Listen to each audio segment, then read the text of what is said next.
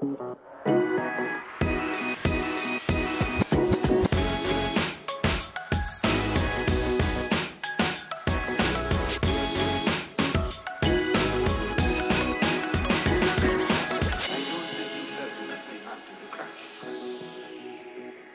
you been unleashed? Unleashed. Hello, everyone. Welcome back to the Horizon Advisors Unleashed podcast. This is Andrew Henricks. Hello again. Joined here with my partner, Ryan Cuss. What's going on, Ryan? It's Happy Friday. Happy Friday. It is Friday. I'm in the summer mood. Yeah. Finally, I think. Got my sandals on for this podcast. Ooh, yeah. It is a Friday. It's a sunny Friday, a warm Friday, all the above. We will be missing this dearly once it goes away very soon. It's going to be quicker than we know.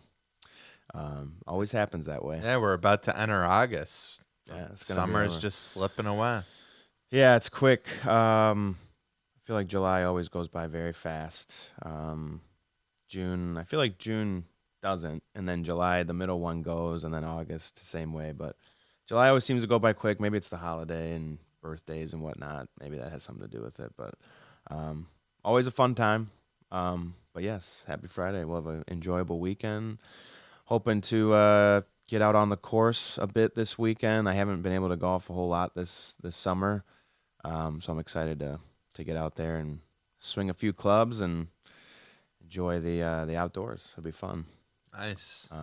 What do you got going on? My wife is out of town. She's heading to Boston, and then my daughter's heading up north with her grandparents and her cousins. So I'm just holding down the house with the little guy. It's gonna be a fun weekend. Little guy and boys my bulldog. weekend. The boys yeah, weekend. The boys. Yeah, the bulldog's a boy too. Yeah, male. Yeah, you got a trio of men and a boy. Well, two boys, but Be exciting. yeah, it'll be fun. Well, cool. Enjoy. We're here again to speak, as you know, I always say, a very important topic. But we're always trying to talk about mistakes to avoid. When we are on this podcast, no matter what the subject line is or the topic at hand, we're always kind of trying to talk about, some of the things that we see very frequently. And when we're talking to people, maybe it's things that we see in terms of mistakes that we see or things that we see that how we can help improve or avoid the mistakes that we see when people come in and say, oh, they already had something done and now we're in this situation. So we're always trying to be proactive to try to help people avoid those. This one's going to be more focused on estate planning. So we have an article from Kiplinger. It's by Daniel Bortz. And, the title is 8 Common Estate Planning Mistakes. Quote, have you avoided the 8 most common estate planning mistakes? Your family will thank you. End quote. Thank you. Yes, thank you. So we saw this article, we read through it, and, we agree with a good amount of the points here. And we have seen them, right, on very frequently. So we can attest to them being a problem, and definitely when we're in it, things that you would definitely want to avoid, for sure. So we're just going to go right through them, bang out the 8 common mistakes that are mentioned in the article. We'll share the link. We'll have a little discussion about it, and we'll be on our merry way. Beautiful. Sound good? So let's start with the first one. I'm just going to reference the article. Is procrastinating. That is number 1. I think you could probably put this in any, no matter what the subject or topic is, I'm pretty sure you could put procrastinating as a common mistake for anything. But it is true. If we're gonna speak specifically on this situation, estate planning, I'll kind of relate to maybe why procrastinating specifically for estate planning would be problematic. And that is when things happen. Unfortunately, if you procrastinate and you avoid and don't take care of, you don't get these things in order, you just wait away and you just, I'm going to do it later, I'm going to handle it later, it's not that important, I'm busy, whatever it is. And then something happens where those documents are needed. That is really where the procrastination is a big problem, right? Because you don't have the documents, you don't have it done, you're going to be in trouble. It's going to be a big problem. It's going to create more work for your family during a tough time. Don't procrastinate. I don't think we need to belabor this one too much because I think everybody knows what procrastinating will do to anything. So don't procrastinate. Just get it done. I think the number one reason people probably procrastinate with this is people, they don't want to think about dying or getting sick or, any of the bad things that can happen to you. But that's the whole reason you do this planning. You get it done ahead of time. You're not hoping that these things happen to you, but, when they do happen and you're organized, you're taking care of your family at a deeper level. Mm-hmm. That's why they will thank you. Thank for you. not procrastinating. Number 2, creating an estate plan on your own. I'm looking at the do-it-yourselfers. I'm looking at the people who are always trying to shave a buck, which is not a bad thing. Don't take it that way. I understand a lot of people are in the situations that they are financially because they've had that mentality their whole life, and they've been staying on top of things and making sure that they're getting value for their money and everything, not throwing it away. Totally get it. But I am looking at you, do-it-yourselfers, because we have this conversation frequently. Oh, I'll just go online. I'll just pull a will and I'll just do the basic. I'll just do it myself. Listen, the biggest problem with this is that incomplete or missing documents or one wrong word or one wrong thing that you think is articulated the right way legally could be not the way that you wanted to have happen. There could be 1,000 mistakes that we could talk through. It would take hours to go through on what that could be. But you might think we talk to a lot of people that think they know. We're not sitting here, we're not attorneys. We're not the ones sitting here saying you have to listen to exactly what we say. But go speak to an attorney and have someone look at it and have them draft it, please. Yeah, when you're talking about your life's work, you work all your life to build these assets. The last thing you want to do is mess it up at the end just because you're being cheap and trying to do Correct. it in an inexpensive way. There are a lot of intricacies, and everybody's situation is totally different. You might have, kids that have different needs. You might have, a beneficiary that's not able to handle money. In a lot of those boilerplates that you just pull off the internet, aren't going to take into account, maybe some of the family situations you might be dealing with. So, that's why you sit down. That's why you pay the lawyer, as they sit down and they ask you a lot of those questions, and then they make sure the documents line up with that.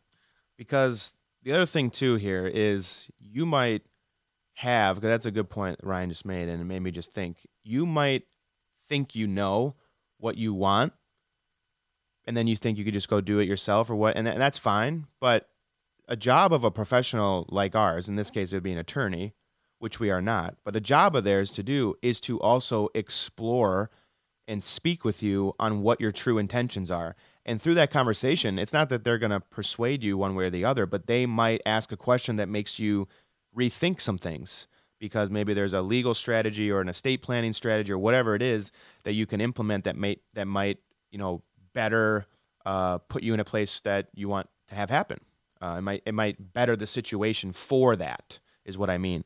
So that that's their job too, is to really kind of find out what you're trying to do. And you might have an idea, and then you go in there, and then it might be accomplishing that same idea or that same goal, but in a better way than what you originally thought. So you don't get that by speaking to yourself, because you have all the emotion, just like it is with finances and other things. You have all the emotion tied to you because it's your money, your life, your legacy, etc. So also having that second opinion, a third party that is just speaking strictly on rationale and legal strategies and their profession, can sometimes help, because again, they're stripping away the emotion and looking at it from an outside perspective. Yeah. So, and you just know what you know. And that's your hopes, is by dealing with a professional that you're getting some better guidance. yeah. And the last thing I'll say on this is, if your situation is extremely basic, where you have just a house and like a bank account or two, and then maybe an IRA that has a beneficiary, if that's all you have, maybe you could do it yourself and it would be fine, just because pretty much everything, you've got TODs on your banks to the kids, you've got the IRAs to the kids, and then you got a house and you have a quick claim deed or some sort of deed to get it to the kids or a trust or something. If that's what you have, then maybe it's pretty simple. Maybe you could do it yourself. But for most people, I think looking at an attorney, speaking to a professional makes the most sense to ensure that it's done accurately and appropriately for you. Yeah, I guess just a quick piggyback, having a trust, isn't needed by everybody. I mean, to kind of just piggyback on that, so that's where, figuring out exactly what you need for your situation, pretty important. Mm-hmm. I agree. Yeah, you could actually maybe even save money if you go through the process and realize the attorney says, "Oh, you don't need a trust with what you want to do," and then you won't pay as much because it's just basic will and power of attorney documents you're drafting, not a whole trust and going through that whole process. So, something to consider. Number 3, leaving loved ones uninformed. I think honestly, this might be the most underrated number 1 in my opinion, because we've talked about this on this podcast many times before about estate planning and communicating to loved ones. That's the way we phrase it, is communicating to loved ones. Here they say leaving ones uninformed. Same thing. Big, big, big. I cannot stress it enough how important this is. Because you can enact in a plan, get it done, put it together, draft it. But if nobody knows, number one, I mean, we're going to talk about the documents in a second, but if nobody knows that you did it, nobody knows where they are, nobody knows who you work with, nobody anything. Who's in charge? That's going to be a problem because they're got to find all that stuff. Yes, they'll eventually find out, hopefully, but they got to find all that. But we'll talk on that in a second, more of the document things. But your actual true intent and true wishes, that is also very important to communicate because it can avoid potential conflict. Yes, usually and most likely the conflict would arise when you are not here. So you could say, well, they got to deal with it. They're a problem to deal with. Sure, you could have that idea, you could have that feeling, and that's up to you. That's fine. But if you don't want loved ones quarreling or fighting or debating whether or not, losing their relationship altogether.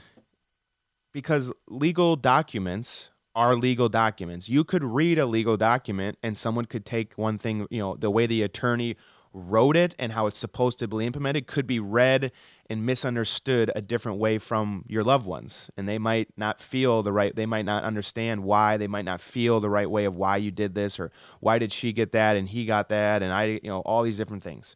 I'm telling you that every time, almost every time, I have seen issues arise. Very rarely, unless it's a situation where it's a solo child or one beneficiary or one, then obviously there's no one to fight or no one to have any problems.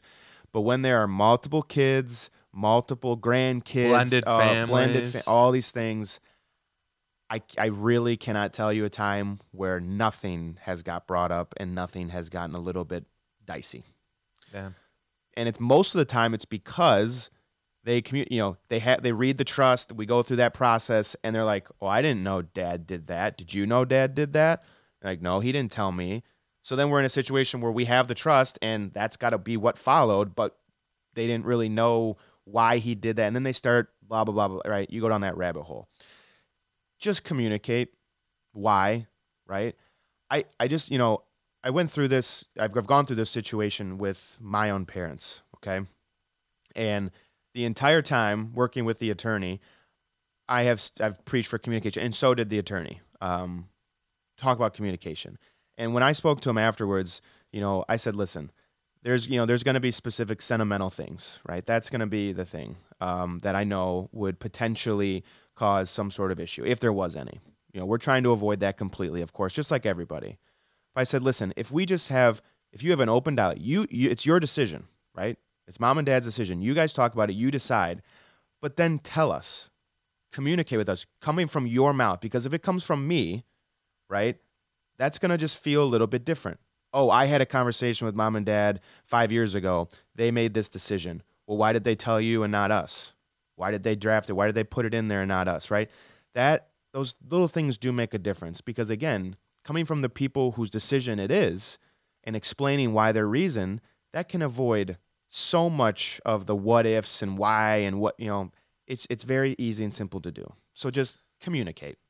Yeah, and please. I think, where I like to see the communication, one thing is who gets what, the assets and stuff. But I think, the next level of communication and really making your legacy be strong, is communicating the value systems, what you would like, to see, when you do get these assets, kids, or you get this lake house, or you get this, or you get that, here's what I'd really like to see you guys do. If you have a lake house, hey, I'd like to see you guys all get together once a year. I'm putting some money aside to take care of the expenses of the house. I want to keep, that going. And I think, those are some of the things that might not be written out in the documents, but those things could be, very powerful things to discuss with the family. Yeah, because there are, again, it's very legal and financial focused, but there's those things where you can have those conversations and really make your true intent known. If you don't communicate those things, it might just be read and understood as the way that it's written, which is going to sometimes gets down to the bare bones of just legal wording and financial assets, and that's it. And there's none of that emotion in there, which maybe you did want to have, right? So that's a good point too. So please communicate. Let your executor, your trustee, your successor trustees, your beneficiaries, whoever it is, just let them know what you're doing, what your intent is, and why.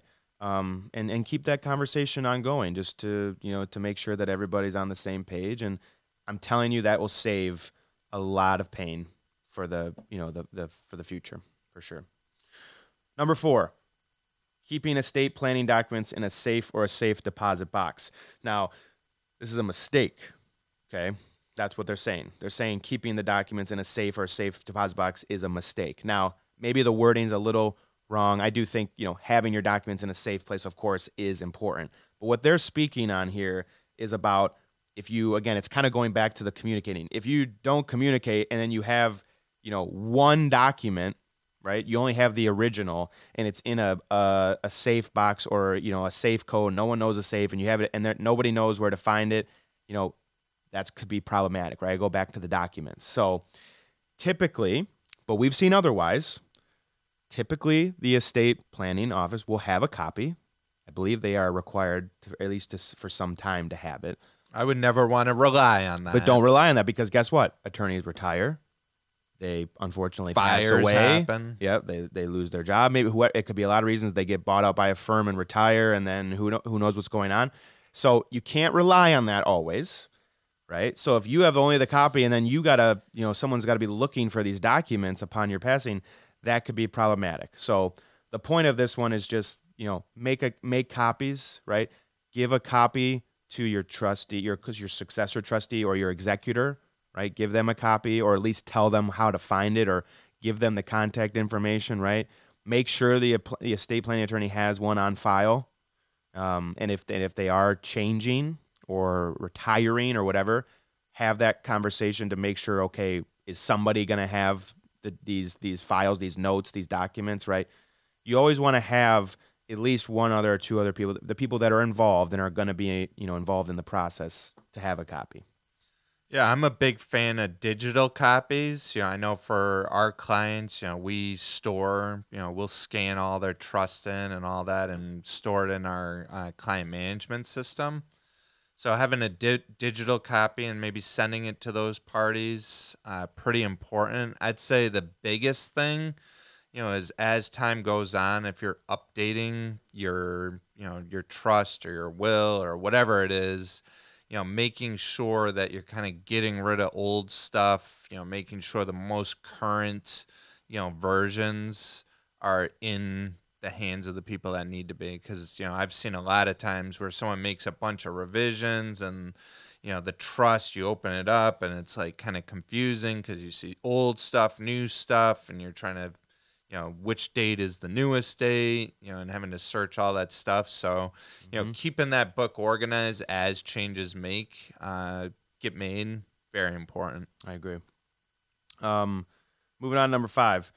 Missing key documents. Not going to spend a whole lot of time on this one, because I think if you go back to mistake number 2 or 3 or whichever one was above, which is like doing it yourself and working with an attorney, if you work with an attorney and get things reviewed and get it done, I don't think you're going to miss the key documents. Right? That would be their job, is to not miss those. However, we're still going to talk on it because it is a common mistake. If you did do it yourself, or you went through an easy process or something where it was a free service or something and you didn't really have much communication of what really needed to have happen and you didn't do a document or something like that, they list the documents that you want to make sure that your estate plan has at least these, kind of key ones. And the ones they list are the last will and testament, beneficiary designations. So, again, that is part of estate planning. It's not really, I think, part of an actual trust or a will, et cetera, but making sure that your accounts have the proper beneficiary designations is definitely still something that's important. So like your 401ks, your retirement accounts like IRAs, Roth IRAs, maybe you have a pension, life insurance policy, right? Making sure that those beneficiaries are correct. And then also other types of accounts. So maybe you have a brokerage account, a non-retirement investment account, right? Those don't automatically have beneficiaries attached. So just like bank accounts, right? So you might have to add a TOD, a transfer on death, or a POD, payable on death, depending on the state you're on. You might have to add that type of beneficiary to that account, and it's not done as part of the process. Whereas usually retirement accounts and other things, it's done as part of the process. But we've also reviewed, we manage a lot of 401ks with corporations. We do that work. We also see a lot of participants who don't add or edit their beneficiary on their accounts. Guess what happens? Unfortunately, something happens while they're still employed and working, and then their 401k assets don't have a beneficiary, and now you're in probate problems. Don't want to have that happen. I mean, that's probably the biggest mistake I think I see out there with people that do have planning done, and maybe they did it a while ago, is the alignment of what they want in their trust versus what is actually on the beneficiaries. Mm-hmm. I see, I'm constantly trying to clean that stuff up. Next one is durable power of attorney for medical care. That's a big one. Durable financial power of attorney, also a big one. Those two durable power of attorneys are very, very important. Funeral instructions, another important one. And then the last two are proof of identity and deeds or loans for large assets. So make sure these documents are included. Those are common ones again. And if you are working with someone, a professional's job would be to make sure that those documents are in place. But essentially is a common mistake is that people miss some of these documents, or some of the ones that are needed they don't have. So, just try to avoid that as much as possible by ensuring you have the right documentation or working with a professional. Number 6 is overlooking digital assets. Now, this is a kind of a unique one, and obviously it's more nowadays, right? The 21st century. It's not something that really was in the past. But you do have some digital things, right? Even like social media accounts, right? If you have like a Meta or Facebook, right, or a X/Twitter or whatever, or whatever other page, a LinkedIn, other things, right? Technically, you have someone that can take those over, because that's a digital asset of yours. It's your account. It's your profile, right? If you have something and for some reason that profile has a lot of followers or a lot of, or if you're doing a lot of things, you got to make sure who's going to continue to get that.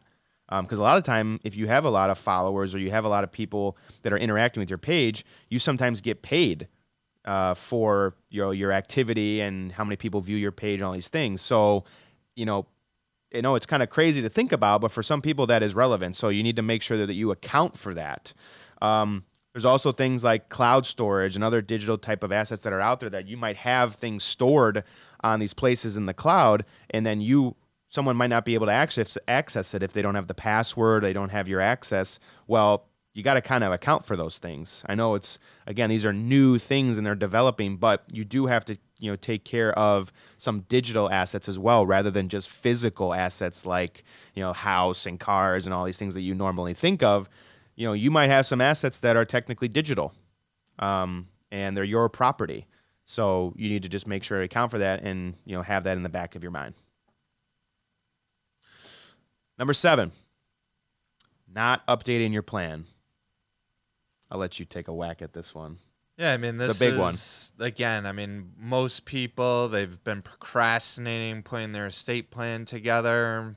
procrastinate, and then they get it done. And they go, whew, it's all done. Everything's done. Great. Throw it in the drawer. They're happy. They tell a couple people that they got it done, and that's it.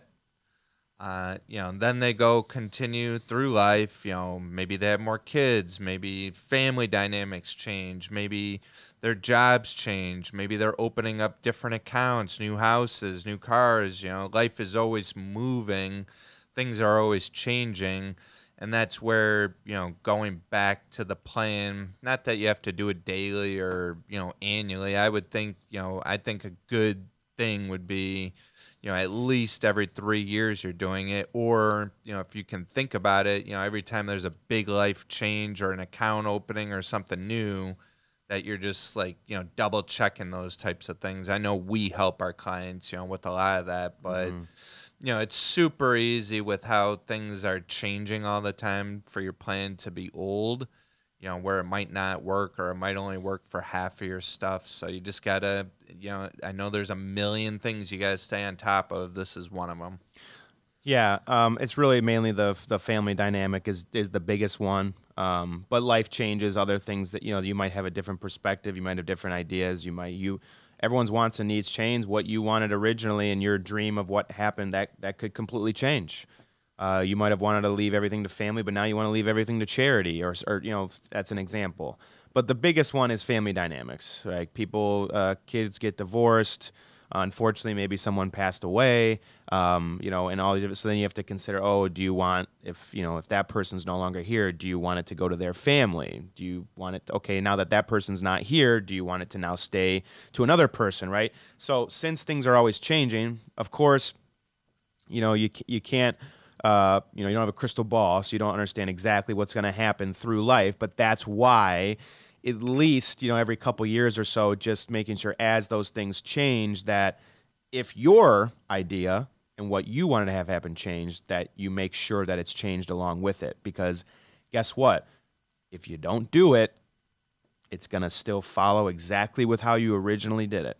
And one other piece of that too is, new HIPAA laws changed over the last, decade. A lot, legal things are changing, rules are changing in our actual economy and legal structure, tax structure, all these things. So your original strategy of what you wanted to have happen from a legacy, that might also need to be changed because of rule changes like the 10-year stretch on IRAs and, all these different things that change now. That might have changed your strategy.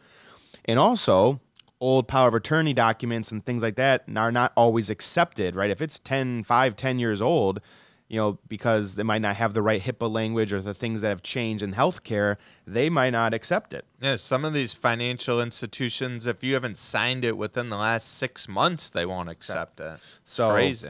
You just gotta keep that in the back of your mind. So sometimes updating is important, and it's always important. But I'm saying sometimes it's crucial in terms of making sure things happen.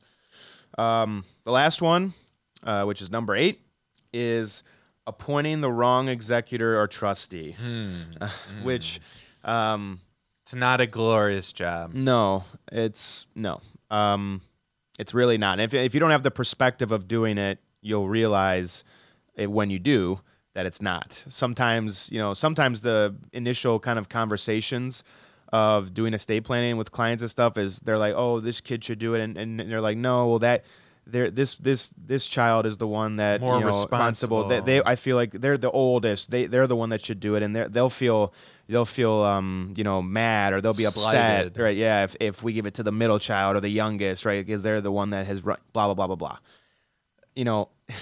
That's why I kind of chuckle about it, is because at the end of the day, it's a really important piece, but it can get a little on the emotional side. That's why, I kind of say it that way. But it's who's going to get the work done. Who's going to get the work done? Who's going to be responsible? Trustworthy. I mean, at the end of the day, they have to follow the guidelines of what you put. They can't, sway away from that. But they still have to get it done efficiently, effectively, et cetera, et cetera. In a worst case scenario, if you and put someone there originally, a child, and then you say, oh, maybe it makes sense to do something else, and we don't know who to pick or whatever, there are third party corporate trustees, third-party trustees that you could use. You could use like a CPA. You could use an other attorney. You could use a corporation that serves and only does, trustee work, successor trustee work that you can name, that they'll make sure everything gets handled. That's going to be more expensive, of course, because you got to pay those people, pay those companies to do that stuff. But that's always an option too. So if you don't feel like you have a trustworthy person, I guess my point of bringing that up is if you do want to make sure you choose the right person. So if you feel like you're not fully sold on the fact of a child or a friend or whoever can't do it, then maybe it is about biting the bullet on some of the cost and just ensuring that you get the right, third party in there. Because we've seen bad situations happen on that front too. And sometimes, unfortunately, maybe your kids aren't trustworthy and you don't have a good relationship with them. You still feel like you should take care of them or whoever it is, but you don't feel like they're trustworthy with the money. They might be spendthrift. They might have these other things, and you just want to make sure that they don't blow it, or so maybe having a third party in that case to have them manage and drip the money to them over time, things like that can be a better solution. So. Yeah, I agree. I mean, this only really matters is if you care at the end of the day. I mean, Some people just say, screw it, when I'm dead, they can figure it out, and then you don't really need much of a plan. But if you do care and you want the right things to happen, got to have an up-to-date plan. Yep, I agree. So please avoid these 8 common estate planning mistakes. We do see a mix of all of these all the time, some more than others. Some are kind of like more common, but we do see these happen all the time. So, please take it seriously. And if you're considering doing estate planning, think about things we talked about and make sure you get it done efficiently and effectively. Thanks. Ryan Kuss, President and Financial Planner. Alexander Dinzer, Managing Director and Financial Planner. Andrew Henricks, Financial Planner. Securities and advisory services offered through Cetera Advisor Networks, LLC, member FINRA/SIPC, a broker-dealer and registered investment advisor. Cetera is under separate ownership from any other named entity. Tax planning services offered by Horizon Advisors. Tax and accounting services provided by Horizon Advisors CPA. Cetera Advisor Networks does not provide tax nor accounting services. For a comprehensive review of your personal situation, always consult with a tax or legal advisor. Neither Cetera Advisor Networks, LLC, nor any of its representatives may give legal or tax advice. The views stated in this podcast are not necessarily the opinion of Cetera Advisor Networks, LLC, and should not be construed directly or indirectly as an offer to buy or sell any securities. Due to volatility within the markets, opinions are subject to change without notice. Information is based on sources believed to be reliable. However, their accuracy or completeness cannot be guaranteed. Past performance does not guarantee future results. Investors cannot invest directly in indexes. The performance of any index is not indicative of the performance of any investment and does not take into account the effects of inflation and the fees and expenses associated with investing. A diversified portfolio does not assure a profit or protect against loss in a declining market. All investing involves risk, including the possible loss of principal. There is no assurance that any investment strategy will be successful. Distributions from traditional IRAs and employer-sponsored retirement plans are taxed as ordinary income and, if taken prior to reaching age 59.5, may be subject to an additional 10% IRS tax penalty. Converting from a traditional IRA to a Roth IRA is a taxable event. A Roth IRA offers tax-free withdrawals on taxable contributions. To qualify for the tax-free and penalty-free withdrawal of earnings, a Roth IRA must be in place for at least 5 tax years, and the distribution must take place after age 59.5 or due to death, disability, or a first-time home purchase, up to a $10,000 lifetime maximum. Depending on state law, Roth IRA distributions may be subject to state taxes. Investing in mutual funds is subject to risk and loss of principal. There is no assurance or certainty that any investment strategy will be successful in meeting its objectives. Exchange-traded fund and mutual funds are sold by prospectus only. Investors should consider the investment objectives, risks, and charges and expenses of the mutual fund or ETF carefully before investing. The prospectus contains this and other information about the product. Contact Alexander Dinzer at 5455 Corporate Drive, Suite 306, Troy, Michigan, 48098, or 248-265-6662 to obtain a prospectus, which should be read carefully before investing or sending money. Horizon Advisors, 5455 Corporate Drive, Suite 306, Michigan, 48098.